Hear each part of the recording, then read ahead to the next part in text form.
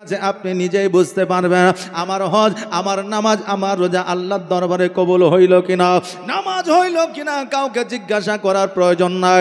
আপনার মনের মধ্যে আল্লাহ তাবারাক তাআলা এমন একটা মেশিন বসায় দিয়েছে, ওই মেশিনটাকে যদি আপনি জিজ্ঞাসা করেন, আপনার ওই মন আপনার মেশিনটা উত্তর দিয়ে দিবে আপনার নামাজ হয়েছে কি না। এই রকম অন্তরের মধ্যে আল্লাহ মেশিন বসায় দিয়েছে। বেরাদার, আমার ইবাদত আল্লাহর দরবারে কবুল হচ্ছে কিনা এটা আমি আপনি নিজেই বুঝতে পারবো। ওই মক্কার ওই মদিনার ইমাম সাহেব সালেউদ্দিনকে আসিয়া বলতেছে, সালেউদ্দিন, তুমি প্রতি বছর হজের উদ্দেশ্যে তুমি মক্কা মদিনায় আসো, কিন্তু কোনোবার তোমার হজ কবুল হয় না। তোমাকে দেখলেই বোঝা যায় তোমার চেহারায় নুরানি চেহারা দেখা যায় না, তোমার চেহারাটা সবসময় মলিন হয়ে থাকে। অতএব শোনো, পৃথিবীর মধ্যে এমন কি অন্যায় করেছ, পৃথিবীর মধ্যে এমন কোন মানুষের প্রতি জুলুম করেছ, পৃথিবীর মধ্যে কার হক আদায় করো না যে তোমার হজ আল্লাহর দরবারে কবুল হয় না। ওই সালেউদ্দিন বলে, হুজুর গো, দুঃখের কথা, ভুলের কথা কি বলবো। একদিন আমার স্ত্রী ঘরের মধ্যে বসেছিল, আমি জঙ্গল থেকে কাঠ কেটে নিয়ে এসে আমার বিবিকে বললাম, বিবিরে রান্না বান্না কি হয়েছে? বলে রান্না বান্না হয় নাই। বলে কেন? বলে তোমার মায়ের সঙ্গে আমার যুদ্ধ হয়েছে, ঝামেলা হয়ে যায়।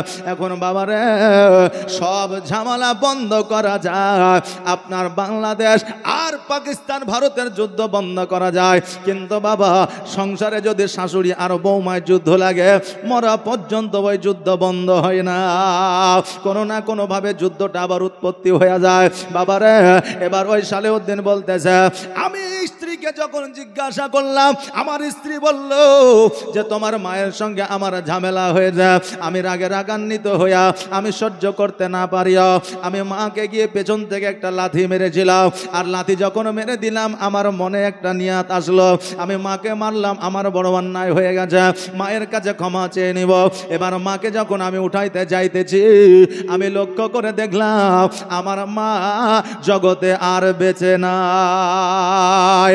সেই দিন থেকে আমি নিজেই অনুতপ্ত, আমি যে অন্যায়টা করেছি, ভুলটা করেছি।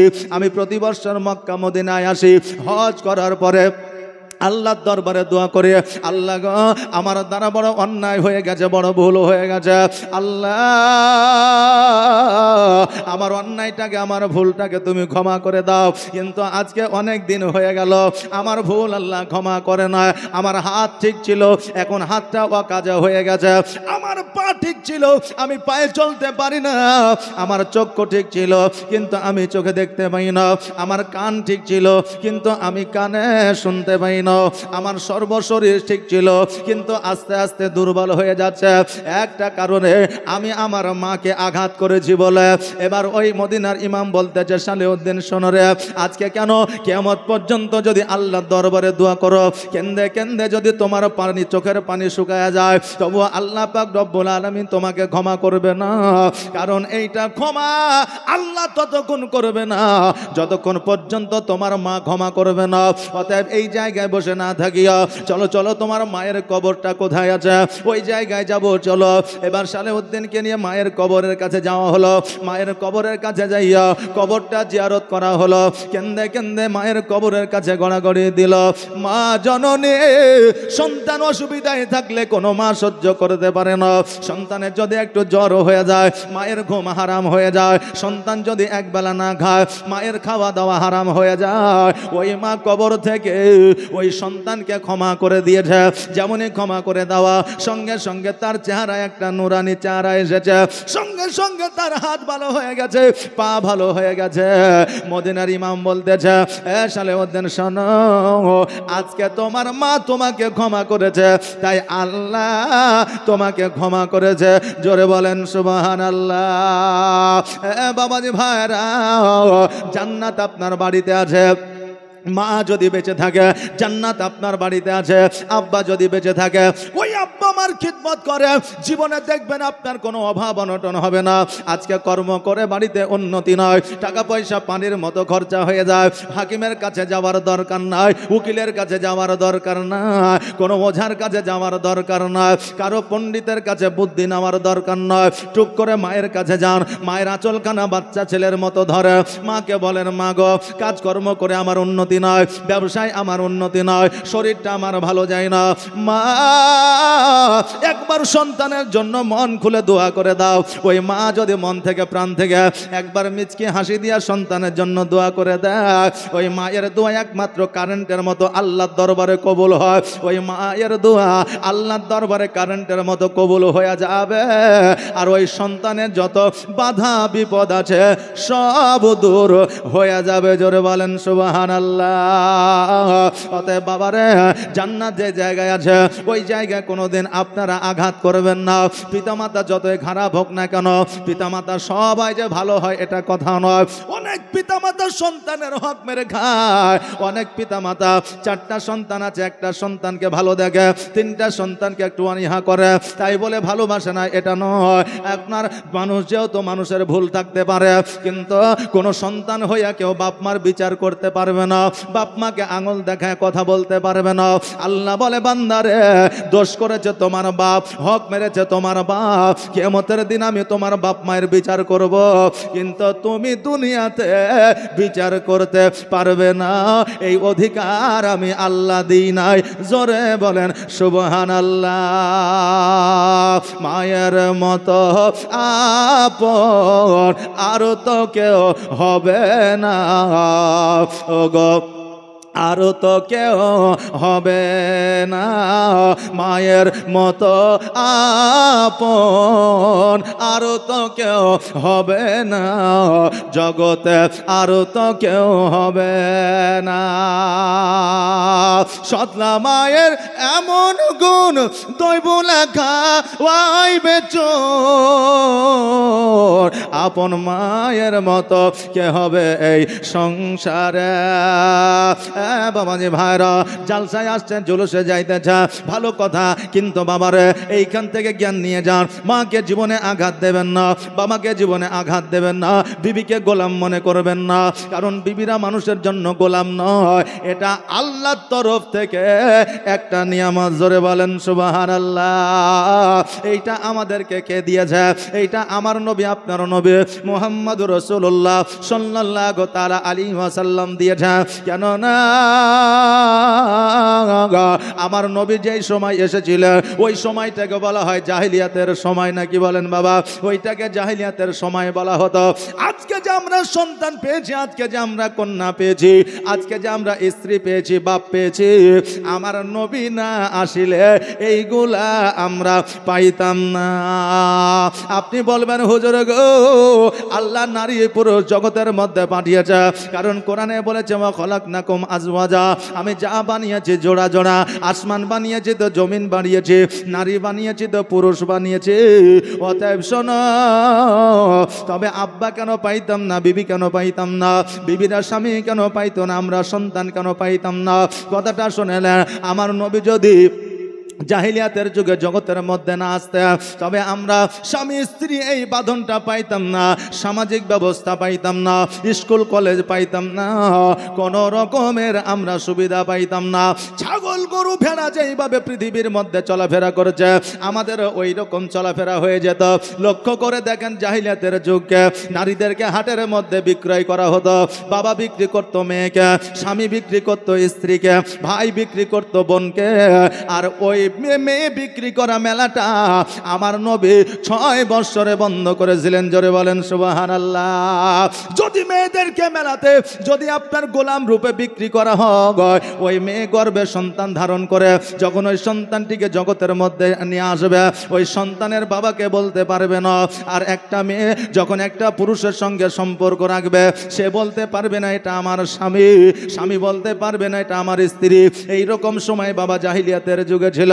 কিন্তু বাবারে, যারা মুমিন ছিল, যারা বানি হাশিম গোত্রের বংশধর ছিল, তাদের মধ্যে ঈমান ও আমল ছিল। আজকে ওইখান থেকে এখনো পর্যন্ত পৃথিবীর মধ্যে আপনার মুমিন মুত্তাকিন সলিহিন পর্যন্ত আছে। বাবারে, আজকে নবী আসার পরে সব কিছু আমরা পেয়েছি। আজকে ওই নবীকে যদি আমরা অবহেলা করি, কাল কিয়ামতের দিনে আমাদের কোনো স্থান থাকবে না। কেন না, কেন না, আজকে নবী ইতিম হয়ে জগতের মধ্যে এসেছে। 63 বছর জীবন যাপন করেছে, কিন্তু ওই 63 বছরে এমন একটা সেকেন্ড নয়, এমন একটা ঘন্টা ছিল না, এমন একটা দিন ছিল না, এমন একটা রাত ছিল না, যেই রাত, যেই দিন, যেই সেকেন্ড, যেই ঘন্টায়, যেই মিনিটে আমার নবী কান্না করে না। কিন্তু বাবারে, আমার নবী কেন কান্না করেছিল? বাপ মা ছিল না বলে কান্না করে না, বিবি ছিল না বলে কান্না করে না, কাফেরেরা আঘাত করেছে বলে কান্না করে না, আজকে কাফেরেরা পাথর মেরেছে বলে কান্না করে না, মরুভূমিতে খালি পায়ে হেঁটেছে, রৌদ্রের তাপে আপনার পায়ে ফুসা নিয়েছে, এই জন্য যন্ত্রণায় কাঁদে না। আমার নবী কেঁদেছে তো শুধুমাত্র উম্মাতির জন্য কেঁদেছে। জোরে বলেন সুবহানাল্লাহ। এখনো পর্যন্ত মদিনায় কাঁদে, কিয়ামতের দিনও আমার নবী মুস্তাফায় উম্মাতির জন্য কাঁদবে, কারণ নবী উম্মাতিকে এত ভালোবাসে, যতক্ষণ পর্যন্ত সকল গুনাহগার উম্মাতিকে জান্নাতে না নিয়ে যাবে ততক্ষণ পর্যন্ত আমার নবী জান্নাতে যাবে না। জোরে বলে সুবহানাল্লাহ। আমার আল্লাহ তাবারাক তাআলা কিয়ামতের দিন সকলকে একটা করে উপহার দেবে, প্রাইজ দিবে, সারপ্রাইজ দিবে। আমার আল্লাহ তাবারাক তাআলা প্রত্যেককে আপনার গিফট দিবে। এবার বাবারে, স্কুল মসজিদ মাদ্রাসায় যখন একটা কম্পিটিশন আপনার চালু হয়, একটা কুইজ যখন চালু হয়, ওইখানে আপনার বেছে নেওয়া হয় ফার্স্ট, সেকেন্ড, থার্ড, হয় কি হয় না? আপনার বেছে নেওয়া হয়, প্রথম পুরস্কার দেওয়া হয়, সেকেন্ড পুরস্কার দেওয়া হয়, তৃতীয় পুরস্কার দেওয়া হয়। কিয়ামতের দিন আমার আল্লাহ তাবারাক তাআলা সকলকে একটা করে মুকুট দেবে। আদম আলাইহিস সালামকে মুকুট দেবে, ইব্রাহিম আলাইহিস সালামকে দেবে, হাফেজের আব্বাকে দেবে, মাওলানার আব্বাকে দেবে, রাজমিস্ত্রির আব্বাকে দেবে, মাস্টারের বাপকে দেবে, ডাক্তারের বাপকে দেবে, ইমাম সাহেবের বাপকে দেবে, হাজী সাহেবের বাপকে দেবে। প্রত্যেককে একটা করে উপহার দেওয়া হবে। সর্বশেষে আমার নবীকে জিজ্ঞাসা করবে, ইয়া রাসূলুল্লাহ, ইয়া হাবিবাল্লাহ, নবী গো, আমার যেটা পছন্দ হয়েছে, আমার যাকে পছন্দ হয়েছে, আমি তাকে সেই রকম উপহার দিয়েছি। ইয়া রাসূলুল্লাহ, আপনি কি উপহার নিতে চান? আপনি যেই উপহারটা নেবেন, আমি আল্লাহ আপনাকে সেই উপহারটাই দেব। আমার নবী বলবে, আল্লাহ গো, আমার হীরার মুকুট চাই না, সোনার মুকুট চাই না, আমার মনে মুক্তার মুকুট চাই না, আল্লাহ গো, আমাকে যদি উপহার দিয়ে খুশি করতে চান, আমার গুনাহগার উম্মাতিকে জান্নাতবাসী বানায়া দে, আমি নবী নিজেই খুশি হইয়া যাব। জোরে বলে সুবহানাল্লাহ। নবীর প্রেমে পাগল হইলে, নবীর প্রেমে পাগল হইলে আমার আল্লাহ তাআলা খুশি।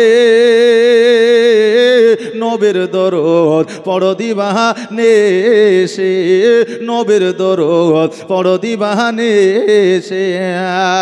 ও কি নবীর প্রেমে পাগল হইলে আমার আল্লাহ তাআলার দিদার মিলে গো। থাকো যদি যদ বাহালে, থাকো যদি যদ বাহালে, হইয়া প্রেম ও দাসে, নবীর দরুদ পড়ো দিবানিশি। নবীর প্রেমে পাগল হইলে, নবীর প্রেমে পাগল হইলে আমার আল্লাহ তাআলা খুশি। নবীর দরুদ পড়ো দিবানিশি। ও বাবাজি ভাইরা, আমার নবী মুস্তাফা সাল্লাল্লাহু তাআলা আলাইহি ওয়াসাল্লাম সর্বদা উম্মাতির জন্য কান্না করেছে। এই 12 রবিউল আউয়াল শুভে সাদেকের সময় যখন আমার নবীজি জগতের মধ্যে এসেছিলেন, জগতের মধ্যে আসা মাত্র নবী আমার শৈশবকালে, শিশুকালে পৃথিবীতে আসার পরে সিজদায় পড়ে গিয়েছে। আমিনা বর্ণনা করেছে, আমি যখন আমার সন্তানের দিকে তাকায়া দেখলাম, আমার সন্তান ইয়া হাবলি উম্মাতি বলে কেঁদেছে। জোরে বলেন সুবহানাল্লাহ। 570 খ্রিস্টাব্দে আমার নবী যখন জগতের মধ্যে এসেছিলেন, আপনার আসমান থেকে আল্লাহ রহমত বর্ষিত করেছিলেন। এবার প্রথম আসমান থেকে মা আমিনা রাদিয়াল্লাহু তাআলা আনহার বাড়িতে একটা সিঁড়ি নামিয়ে দিয়েছিলেন, আর ওই সিঁড়ি দিয়ে আমার আল্লাহর ফেরেশতারা আসিয়া আমার নবী মুস্তাফাকে দর্শন করেছিলেন। আর সকল ফেরেশতারা যখন প্রথম আসমান থেকে সিঁড়ি দিয়ে আসতেছিল আমার নবীর শানে তারা আপনার দরুদ পড়তেছিল। আজকে নবীর জগতের মধ্যে 570 খ্রিস্টাব্দে 12 রবিউল আউয়াল যেই দিন এসেছিল সেই দিন কোনো মানুষ আমার নবীজির জুলুস মানায়নি, কারণ আমার নবীকে কেউ আপনার সাধারণ মানুষ চিনত না। ওই জন্য আল্লাহর ফেরেশতারা প্রথম আসমান থেকে মা আমিনার বাড়ি পর্যন্ত জুলুস নিয়ে এসেছিলেন। জোরে বলেন সুবহানাল্লাহ। আজকে আমার আল্লাহর ফেরেশতারা যদি জুলুস মানায়, আজকে আমরা সাধারণ মানুষ হইয়া নবীর উম্মতি হইয়া আমরা কেন নবীর জুলুসে হাজির হব না? বাবারে, আজকে নবী যখন জগতের মধ্যে আসিল, আব্দুল মুত্তালিব কাবা ঘরের মধ্যে আপনার বসেছিলেন। এমত অবস্থা কাবা যেন মা আমিনার ঘরের দিকে ঝুঁকে গেল। এবার আব্দুল মুত্তালিব বলতে যে কাবা, ইব্রাহিম আলাইহিস সালাম, ইসমাইল আলাইহিস সালাম এত যত্ন করে এত কষ্ট করে এত একবারে শক্ত করে কাবা তোকে বানাইলো, আজকে তুই মা আমিনার বাড়ির দিকে ঝুঁকে গিয়েছে, কারণটা কি? এবার কাবা বলতেছে আব্দুল মুত্তালিব শোনো রে, আমি হলাম কাবা, এটা জগতের কাছে, কিন্তু আমার যিনি কাবা তিনি হলেন মা আমিনার ঘরে। জোরে বলেন সুবহানাল্লাহ। কাবা মা আমিনার ঘরে বলে আমি কাবা নিজেই ঝুঁকে গিয়েছে। আব্দুল মুত্তালিব সেই আমলে একজন সুশিক্ষিত মানুষ ছিলেন। আব্দুল মুত্তালিব সেই আমলে আরবের মধ্যে 10 জন ধনীর মধ্যে একজন ধনী ব্যক্তি ছিলেন। আব্দুল মুত্তালিব সেই আমলে কাবা ঘরের মুতাওয়াল্লি সেক্রেটারি ছিলেন। আব্দুল মুত্তালিব সেই আমলে একজন আপনার স্বপ্নের তাবিরকারী ছিলেন। আব্দুল মুত্তালিব বুঝতে পারলেন, জানতে পারলেন আমার আল্লাহর পয়গম্বর, আমার পিতা মুহাম্মদুর রাসূলুল্লাহ সাল্লাল্লাহু তাআলা আলাইহি ওয়াসাল্লাম জগতের মধ্যে এসে গিয়েছে। আব্দুল মুত্তালিব চট করে মা আমিনার বাড়ির দিকে যাইতে আছে, দেখতেছে আমিনা রাদিয়াল্লাহু তাআলা আনহার বাড়ির সম্মুখে 2 জন যেন আল্লাহর বান্দা দাঁড়িয়ে আছে। এবার আব্দুল মুত্তালিব গিয়ে বলতেছে শোনো গো, মা আমিনা রাদিয়াল্লাহু তাআলা আনহার একমাত্র আমি আপন ছাড়া আর কেউ না, অতএব তোমরা কে কোথা থেকে এসেছো, কারণটা কি একবার বলো। তারা বলল আব্দুল মুত্তালিব শোনো, আমরা জগতের মধ্যে কোনো মানুষ নয়, কোনো মানুষ নয়, আমরা হলাম আল্লাহর ফেরেশতা। আজকে মা আমিনার দরওয়াজায় আমরা সিকিউরিটি গার্ড হয়ে দাঁড়িয়ে আছি।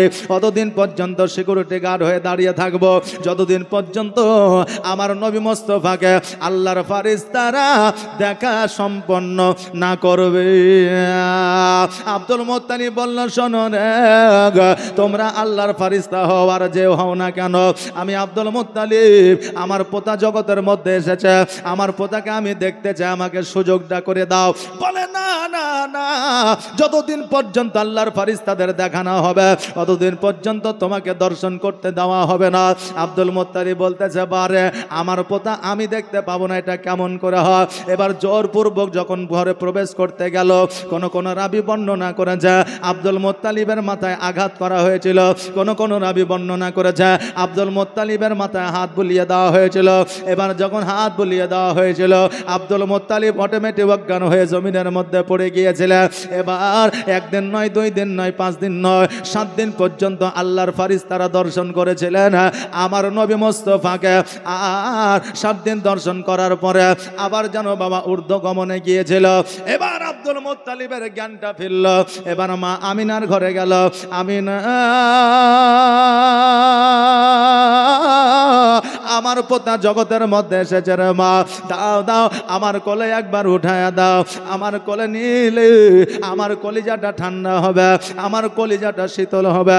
আমিনা রাদিয়াল্লাহু তাআলা আনহা এবার আব্দুল মুত্তালিবের কোলে উঠায়া দিলে আমার নবী মুস্তাফা সাল্লাল্লাহু তাআলা আলাইহি ওয়াসাল্লামকে দেখিয়া কপালে একটা চুম্বন করে দিলে।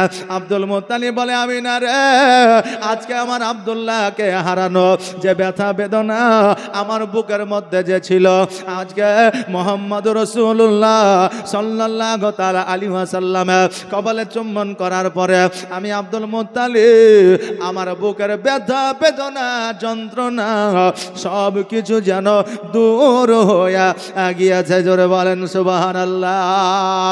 ওই আব্দুল মুত্তালিব সেই আমলে ওই মক্কা নগরের মানুষকে ডাকিয়া গরিব মিসকিনকে আপনার খাওয়া দাওয়া করিয়েছিলেন।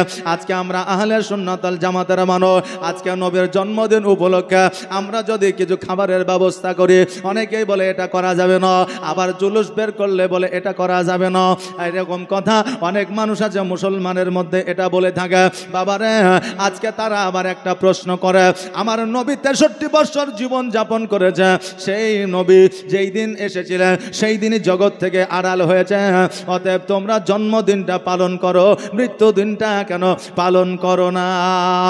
আমরা বলি শোনো গো, আমরা আহলে সুন্নাত ওয়াল জামাতের মানুষ, আমরা নবীজিকে জিন্দা মনে করি। নবী মরে নাই, নবী আমার কিয়ামত পর্যন্ত জিন্দা। অতএব নবী যেহেতু মারা যায় না, আমরা কেন নবীর মৃত্যুদিন পালন করব? নবী আমাদের কাছে জিন্দা, এই জন্য নবীর জন্মদিন পালন হয়, নবীর মৃত্যুদিন পালন হয় না। জোরে বলেন সুবহানাল্লাহ। বাবাজি, ভাইরা আমার, মায়েরা, আজকে নবী মুস্তাফা সাল্লাল্লাহু তাআলা আলাইহি ওয়াসাল্লাম আব্দুল্লাহর কোলে আসিয়া মা আমিনার ঘরকে করলো উজালা। 12 রবিউল আউয়ালে নবী আমার পৃথিবীর মধ্যে এলো আর সারা জাহানকে আপনার আলোয় আলোকিত করলো। বাবারে, আজকে নবীর নূরে সারা জাহানকে আলোয় আলোকিত করলো কেমন করে? কিতাবের মধ্যে এসেছে, আব্বালু মা খলাকাল্লাহু নূরে, यानी के सबसे पहले আল্লাহ তাবারাক তাআলা ने নূর को पैदा किया।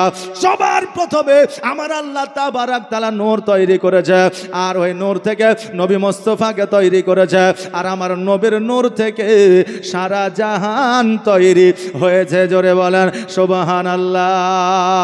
তোমার মতো এত ভালো, তোমার মতো এত ভালো নবী গো কেউ তো আমায় বাসে না, তাই তো নবী আমি তোমার দিবানা, তাই তো রাসূল আমি তোমার দিবানা। ও কি শুনেছে কিতাবের লেখা, নবী ছাড়াই আমার জীবন ফাঁকা গো। ও কি শুনেছে কিতাবের লেখা, নবী ছাড়াই আমার জীবন ফাঁকা গো। নবীজিকে ভালো না বাসিলে, নবীজিকে ভালো না বাসিলে আল্লাহ পাওয়া যাবে না, তাই তো নবী আমি তোমার দিবানা। তোমার মতো এত ভালো, তোমার মতো এত ভালো কেউ তো আমায় বাসে না, তাই তো নবী আমি তোমার দিবানা, তাই তো রাসূল আমি তোমার দিবানা। আল্লাহুম্মা সাল্লি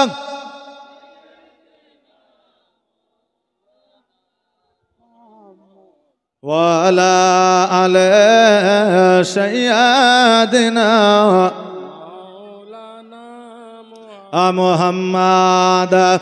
বাবাজি, ভাইরা আমার, মায়েরা আমার, আব্দুল্লাহ, আমার আব্দুল মুত্তালিব রাদিয়াল্লাহু তাআলা আনহু বলে, আরে আমিনা, আজকে মক্কা নগরের মানুষকে আমি কিছু আহার করাইলাম, আমিনা তুমি খুশি হয়েছো কিনা বলো? আমিনা রাদিয়াল্লাহু তাআলা আনহা বলতে, আব্বা গো, মক্কা নগরে কোনো সন্তান যদি জন্মগ্রহণ করে, ওই তাইফবাসীরা মক্কা থেকে বাচ্চাদের নিয়ে গিয়ে লালন পালন করে দেয়। এটাই তাইফবাসীদের কর্ম, এটাই তাইফবাসীদের কাজ। অতএব আমার সন্তানকে নেওয়ার জন্য কেউ এখনো পর্যন্ত আসে না, আমার সন্তানকে নিব বলে এখনো পর্যন্ত কেউ আমাকে বলে না। আব্বা গো, তবে আমার সন্তানকে কি কেউ নিয়ে যাবে না? আব্দুল মুত্তালিব রাদিয়াল্লাহু তাআলা আনহু বলতেছে, শোনো রে আমিনা, এখনো পর্যন্ত তাইফে হয়তো খবরটা পৌঁছায়নি, যখন তাইফে খবরটা পৌঁছায় যাবে নিশ্চয় তোমার সন্তানকে তোমার কাছ থেকে নিয়ে যাবে। আব্দুল মুত্তালিব তাইফের মধ্যে খবরটা পৌঁছায় দিল, আমার সন্তান সন্তানকে আমার পোতাকে যারা নিয়ে গিয়ে লালন পালন করে দিবে, ওরে তাইবাসীরা আজকে মক্কা নগরে যাদেরকে তুমি লালন পালন করে দিয়েছ, যত টাকা দিয়েছে, পয়সা দিয়েছে, যত মূল্য দিয়েছে, আমি আব্দুল মুত্তালিব আমার পোতাকে যদি লালন পালন করে দাও, তার চাইতে দ্বিগুণ মূল্য দিব। জোরে বলেন সুবহানাল্লাহ। তাইবাসীরা এই খবর শোনার পরে যেন অগ্রসর হইল, মক্কার দিকে আপনার চলে আসতে লাগলো। সকল তাইবাসীরা নারী পুরুষ সবাই মক্কায় এসে আমার নবীজের বাড়িতে পৌঁছায় গেল। আব্দুল মুত্তালিবকে বলে, এই আব্দুল মুত্তালিব, মুহাম্মাদুর রাসূলুল্লাহ সাল্লাল্লাহু তাআলা আলাইহি ওয়াসাল্লাম এটা আপনার কে হয়? বলে এটা হলো আমার পোতা। বলে এর আব্বা কোথায়? বলে এর আব্বা জগতের মধ্যে বেঁচে নয়, ওই মাকামে আব্বা আরাম করতে আছে, মাকামে আব্বা বিশ্রাম করতে আছে, অতএব এর আব্বা কোনদিন ফিরে আসবে না। তাইবাসীরা বলে, আব্দুল মুত্তালিব তুমি যতই টাকা দাও না কেন, যতই পয়সা দাও না কেন, যতই ধন দৌলত দাও না কেন, তোমার পোতাকে আমরা নিয়ে গিয়ে লালন পালন করতে পারবো না। এই জন্য লালন পালন করতে পারবো না, তার আব্বা জগতের মধ্যে নয়। আর যার আব্বা জগতের মধ্যে না, আজকে তাদের সন্তানকে নিয়ে গিয়ে সঠিকভাবে মূল্য পাওয়া যায় না। অতএব তোমার পোতাকে নিয়ে যাব না। সকল তাইবাসীরা যেন উটের পৃষ্ঠে চেপে গেল। একজন তাইবাসী বলল, শোনো রে, এই মুহাম্মাদের চেহারা নাকি নুরানি হয় চেহারা, এর নাকি অনেক অলৌকিক দৃশ্য আছে, চলো আমরা এই সন্তানটিকে নিব আর না নিব পরের কথা, তবে এই সন্তানটিকে একবারের জন্য দুই নজরে দেখে আসব। এবার সকল তাইবাসীরা আমার দয়ার নবী মুস্তাফা সাল্লাল্লাহু তাআলা আলাইহি ওয়াসাল্লামকে আপনার দেখে, কিন্তু আমার নবীজি কোন তাইবাসীকে যেন দেখে না। সকল তাইবাসীরা আমার নবীকে দর্শন করিয়া সবাই যেন আপনার ফিরে চলে গেল, কেউ যেন আমার নবীকে নিল না। আমিনা রাদিয়াল্লাহু তাআলা আনহা দুই চোখের পানি ছেড়ে দিয়ে বললে, ও আব্বা জান, আমার সন্তান এতিম বলিয়া আমার সন্তানকে কেউ কি নেবে না? আব্দুল মুত্তালিব বলে, শোনো রে, আল্লাহ নিশ্চয় কারো না কারো কাছে আমার নবী মুস্তাফাকে পাঠায়া দিবে, তুমি চিন্তা করিও না, চিন্তা করিও না, কারণ আমার নবী হলো আলা, আমার নবীর সঙ্গে হবে না কারো তুলনা। আর আমার নবীকে আমার আল্লাহ তাবারাক তাআলা যার তার বাড়িতে পাঠাইবে না। মা আমিনা কান্দে হায় রে, মা আমিনা কান্দে হায় রে, ছেলে কোলে তুলিয়া, কে বাজাবে আমার সোনা আলাল কে লইয়া, কে বাজাবে আমার সোনা আলাল কে লইয়া। আর তাইফ যখন এলো নগরে, আমার শিশু নবী মুস্তাফাকে আদর করে, আর কোলে নিয়ে ফিরিয়ে দিল, কোলে নিয়ে ফিরিয়ে দিল গরিব এতিম বলিয়া, কে বাজাবে আমার সোনা আলাল কে লইয়া, কে বাজাবে আমার সোনা আলাল কে লইয়া। মা আমিনা কান্দে হায় রে, মা আমিনা কান্দে হায় রে, ছেলে কোলে তুলিয়া, কে বাজাবে আমার সোনা আলাল কে লইয়া, কে বাজাবে আমার সোনা আলাল কে লইয়া। আর থাকতো যদি ছেলের পিতা,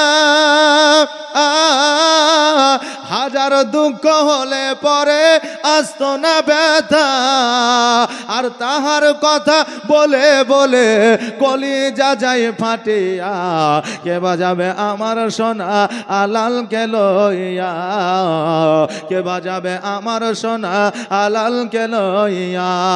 মা আমিনা কান্দে হায় রে, মা আমিনা কান্দে হায় রে, ছেলে কোলে তুলিয়া, কে বাজাবে আমার সোনা আলাল কে লইয়া, কে বাজাবে আমার সোনা আলাল কে লইয়া। আল্লাহুম্মা সাল্লি আলা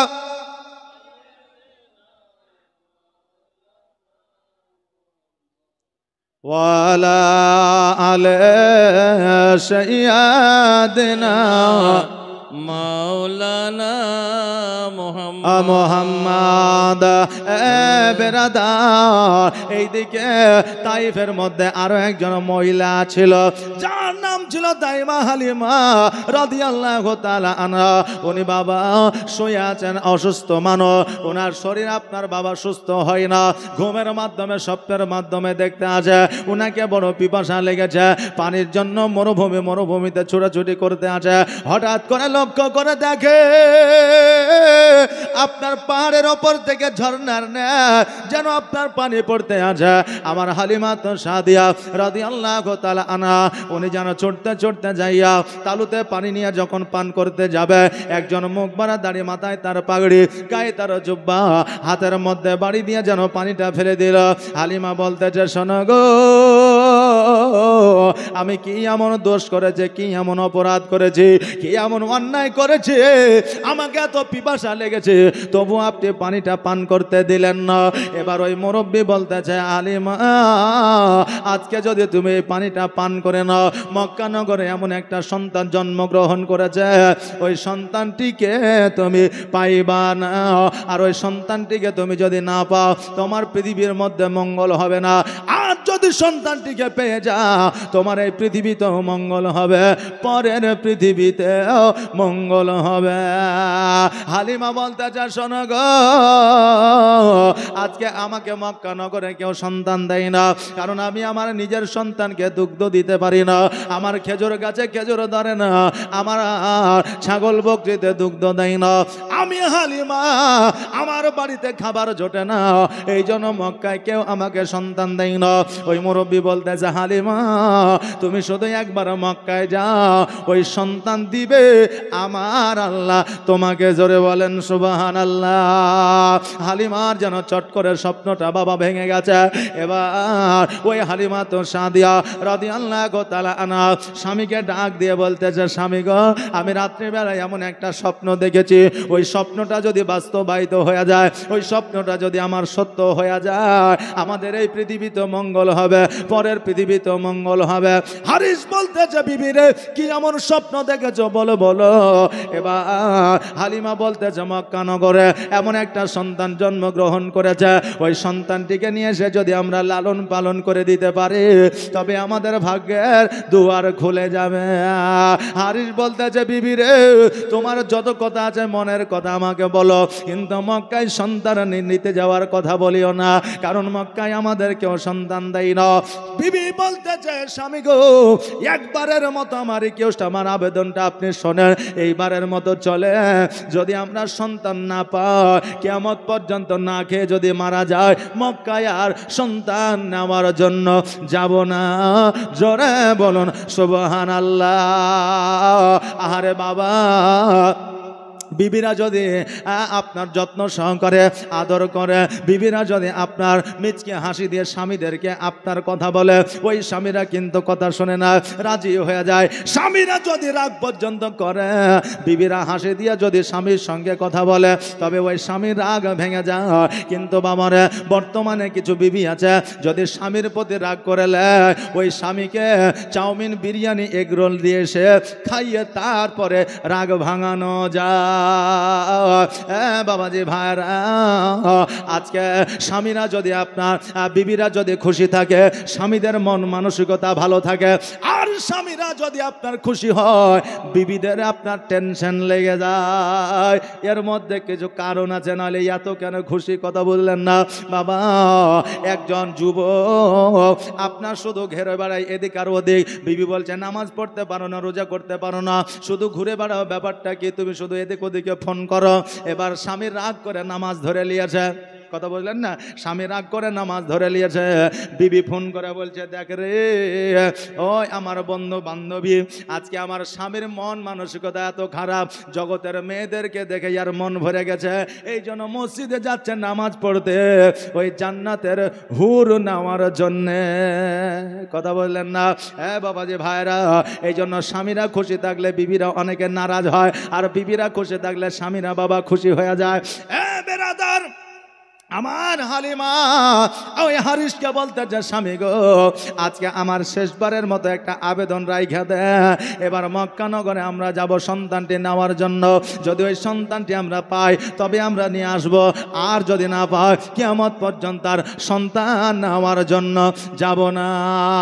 হারিস বলল বিবি রে, যাওয়ার সময় আমরা উটকে হাঁটায়া নিয়ে যাব, কারণ আমরা যে এক সপ্তাহ ধরে অনাহারে আছি, আমাদের উটও এক সপ্তাহ ধরে অনাহারে আছে। যাবার সময় হাঁটিয়ে নিয়ে যাব, আসার সময় উটের পৃষ্ঠে চেপে আসব, চাই সন্তান পাই আর না পাই। এবার স্বামী আর স্ত্রী আপনার উট নিয়ে যেন চলতে আরম্ভ করলে, এবার মক্কায় যখন প্রবেশ করবে দেখছে যেন সব তাইফবাসীরা যেন খালি হাতে ফিরে এসেছে, কেউ যেন আমার নবীকে নেয় না। হালিমা আমার নবী মুস্তাফা সাল্লাল্লাহু তাআলা আলাইহি ওয়াসাল্লামকে গিয়ে আলাইহিস সালামের দাদা আব্দুল মুত্তালিবকে বলতেছে, আব্দুল মুত্তালিব শোনো, আজকে তোমার পোতাকে আমার কোলে উঠে দাও, আমি অতি যত্ন সহকারে তোমার পোতাকে লালন পালন করব। আব্দুল মুত্তালিব বলতেছে, হালিমা আমি যে তোমাকে আমার পোতাকে উঠা দেব, তুমি কি খাওয়াবে বলো, তুমি কেমন করে আমার সন্তানের যত্ন নিবে বলো। হালিমা আজকে আমি কিছুই বলবো না, তুমি একবার আমিনার কাছে যাও, আমিনা যদি তোমার কোলে মোহাম্মদকে উঠা দেয়, আমি আব্দুল মুত্তালিব বাধা দিব না। আহারে হালিমা তো সাদিয়া রাদিয়াল্লাহু তাআলা আনহা আমার আমিনার কাছে গেল, আর যেমনই আমিনার কাছে যাওয়া, আমিনার তাকানোর আগে আমার নবী মুস্তাফা ওই হালিমার দিকে যেন তাকাইল। আমিনা বলতেছে, নবী গো, এত তাইফবাসী তোমাকে দেখলো, তুমি একবার তাইফবাসীকে দেখলে না। আর হালিমা যেমনই এসে পৌঁছালো, হালিমার দিকে তুমি টুকটুক করে তাকালে, কারণটা বুঝলাম না। আমার দয়ার নবী মুস্তাফা সাল্লাল্লাহু তাআলা আলাইহি ওয়াসাল্লাম বলতেছে, মা আমাকে আল্লাহ তাবারক তাআলা জগতের মধ্যে রহমতের ভান্ডার করে পাঠিয়েছে, রহমাতাল লিল আলামিন করে পাঠিয়েছে। মা গো, আমি নবী আমাকে যারা ভালোবাসে, আমি তাদেরকে না ভালোবেসে থাকতে পারি না। আমার মা হালিমা আমার দিকে ভালোবেসে তাকিয়েছে, এই জন্য আমি নবী আমিও হালিমার দিকে ভালোবেসে তাকাইলাম। জোরে বলেন সুবহানাল্লাহ। আল্লাহুম্মা সাল্লি মাওলানা মুহাম্মদ ওয়ালা আলে সাইয়্যিদিনা মাওলানা মুহাম্মদ। আল্লাহুম্মা সাল্লি আলা সাইয়্যিদিনা মাওলানা মুহাম্মদ। বাবাজি ভাইরা আমার মায়েরা, এবার হালিমা তো সাদিয়া রাদিয়াল্লাহু তাআলা আনহা বলতেছে, আমিনা আজকে তোমার সন্তানকে আমরা নেওয়ার জন্য এসেছি, লালন পালন করে দেওয়ার জন্য এসেছে। আমিনা বোন রে, আজকে যদি তোমার সন্তানকে আমার কোলে উঠা দাও, আজকে তোমার সন্তানকে আমরা লালন পালন করে দিতে চাই। আমিনা এই জলসা সভায় যারা এসেছেন, কমিটির পক্ষ থেকে প্রত্যেককে দাওয়াত দেওয়া হচ্ছে, যদি কেউ খেতে বাকি থাকেন অবশ্যই খেয়ে যাবেন, যারা খেতে বাকি আছেন অবশ্যই খেয়ে নেবেন, এই অনুরোধ রইল আমাদের কমিটির পক্ষ থেকে।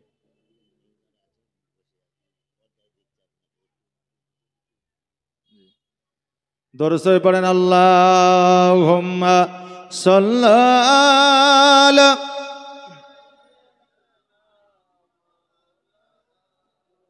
মুহাম্মাদ ওয়ালা আলে মাওলানা মুহাম্মদ। বাবাজি ভাইরা, যারা খাইতে বাকি আছেন তারা জলদি করে খেলেন। কথা বললেন না, মানে এই দিন চলে গেলে আর ফিরে পাওয়া যাবে না। যাবে নাকি? পাবেন? এই রাত্রিটা আর কালকে পাওয়া যাবে? যাবে না। অতএব যারা বাকি আছেন খেলেন, জালসা যেখানে যাচ্ছে যাক, অসুবিধা নাই। আর যারা যা খেয়ে নিয়েছেন তারা এসে জালসার মধ্যে বসে যান নাকি? যারা খেয়েছেন তারা জালসায় আবার চলে আসেন। যদি খাওয়া দাওয়ার পরে বাড়ি চলে যান, এতে নেকি হবে না গুনাহ হবে? কোনটা? গুনাহ হবে না নাকি হবে? গুনাহ হবে। কারণ একে খাওয়ানোর উদ্দেশ্য হলো একটাই, সেটা হলো জালসার উদ্দেশ্যে নাকি, নবীর জন্মদিবস উদ্দেশ্যে, তাই না?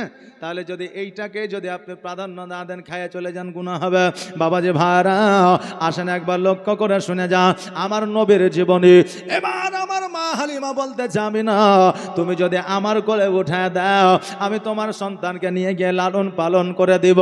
এবার আমিনা বলতে যে হালিমা, এত তাইবাসীরা আসলো রে, কারো দিকে আমার সন্তান তাকায় না, আর যেহেতু তোমার দিকে আমার সন্তান তাকিয়েছে, আমার সন্তানকে তোমাকে দেব, পৃথিবীর কাউকে আমি দেব না। আমিনা বলতে যা হালিমা, তোমার মুখটা বড় শুকিয়ে গেছে রে, তুমি মনে হয় অনেক দিন ধরে অনাহারে আছো, খাওয়া দাওয়া মনে হয় ঠিকঠাক হয় না।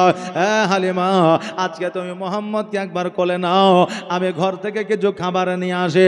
আমার মা আমিনা হালিমার কোলে আমার নবীজিকে উঠা দিলে, আর আমিনা যেন ঘরের মধ্যে গেলে দুইটা খেজুর নিয়ে আসলেন আর হালিমাকে দিলে, বললে হালিমা এই খেজুর দুটা খাইয়া একটু পানি পান করো, দেখবা তোমার খিদা নিবারণ হয়ে যাবে। এবার হালিমা তো সাদিয়া রাদিয়াল্লাহু তাআলা আনহা ওই খেজুরটাকে লইয়া না খাইয়া আঁচলের মধ্যে যেন বানতে আছে। আমিনা বলছে হালিমা, তোমাকে খেজুর দুটা খাবার জন্য দিলাম আর তুমি আঁচলের মধ্যে বাঁধছো, কারণটা কি? হালিমা বলতে যাবে না, আমি শুধুমাত্র এক সপ্তাহ ধরে অনাহারে নয়, আমার সন্তান পর্যন্ত অনাহারে আছে, আমার স্বামী পর্যন্ত অনাহারে আছে, আমি কেমন করে আমার সন্তানকে ফাঁকি দিয়া খাইতে পারি? আহারে, কোনো মা সন্তানকে অনাহারে রাখিয়া খাইতে পারে না, কোনো মা সন্তানকে ধোঁকা দিয়ে খেতে পারে না। হালিমা বলতেছে আমি না আমার সন্তানকে ক্ষুধার্ত রাখিয়া আমি হালিমা খাইতে পারি না, এই জন্য আমার আঁচলের মধ্যে খেজুরটা বেঁধে নিলাম, আমি নিজে না খাইয়া আমার সন্তানকে বাড়িতে গিয়ে খাওয়াইব। আহারে, এত যত্ন নেওয়া একমাত্র পৃথিবীর মধ্যে যদি কেউ থাকে সেটা হলো আপনার আমার মা। এই জন্য মায়ের কদমের তলে জান্নাত দিয়েছে আমার আল্লাহ। আর কবির ভাষায় বলেছে, মায়ের দিলেতে ব্যথা কখনো দিও না, কখনো দিও না, মায়ের দিলেতে ব্যথা কখনো দিও না, কখনো দিও না। আর মায়ের দোয়ায় পাওয়া যায় গো